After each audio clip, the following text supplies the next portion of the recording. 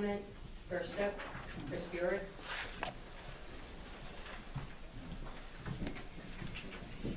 Chris Burek, resident of Slatington for 21 years. Tom, I'm going to start with you. You had suggested that we have questions to put them in writing. Yes. I did. Would you like to know how it went? You can tell Poorly. us. Poorly. It seems that your office manager sees it as an opportunity to be snide and make sarcastic comments and not address the questions. One of the questions I asked was, why were the years of meeting minutes, 2011, 12, and 13, taken off the website? If we want copies for those meeting minutes, do we have to file a right to know and pay for them? When they were on the website, we could print them for free ourselves. The answer I got, please remember, he's an employee here. 2 years of minutes prior to the current year will be maintained on the website. This should be sufficient time for anyone to review and print them on their own. Didn't tell me why they were taken off. Didn't tell me if I want copies, do I have to file a right to know? Didn't tell me if I have to pay for them. You know, really. You know, so I did what you suggested, and this is what we got in return. I still haven't gotten answers. It's sad. The other thing is, I heard that if someone submits a right to know with a blank DVD, that they cannot get a copy of the recording of the meeting until the meeting minutes are passed. Is that correct?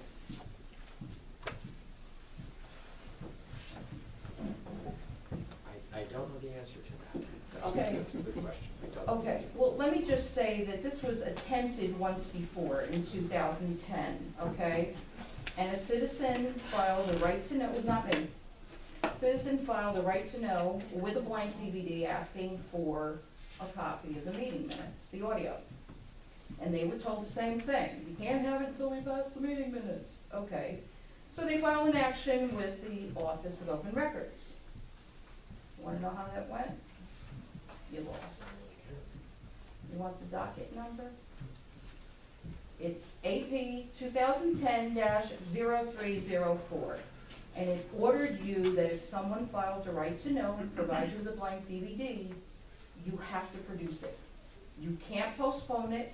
You can't say until the next meeting because that's 30 days or more. You have to produce it like a normal right to know request. So you may want to rethink that. Okay? The other thing is, I'm sorry, Chris, I may want to rethink. you may want to rethink, if that is the position that was stated, that you can't get a copy of the audio until the meeting minutes are passed. Stated when? I'm sorry? I'm sorry, stated when? When was this stated? I asked at the beginning, is that true? Because that's what I had heard, is that someone said at this meeting that if somebody submits a blank DVD, they couldn't get the audio until the meeting minutes were passed. So, you know, please understand, it's already been challenged and you lost. I mean, okay, so you may not want to go there again, okay? All right. I'm not sure where I went. Well, you didn't. I mean, the absurdity of this, Tom, very honestly, our previous solicitor went so far as to try to charge $55 to reproduce that audio. And the Office of Open Records had to tell him, you can't do that. You've been given a blank, you reproduce it, you fill the right to know, done deal. So, anyway, you've probably noticed that there's a contentious relationship between residents and this council. And there's several reasons why, okay? Not that we like it, not that we want it. We really wish the relationship was better. But here's a few reasons why.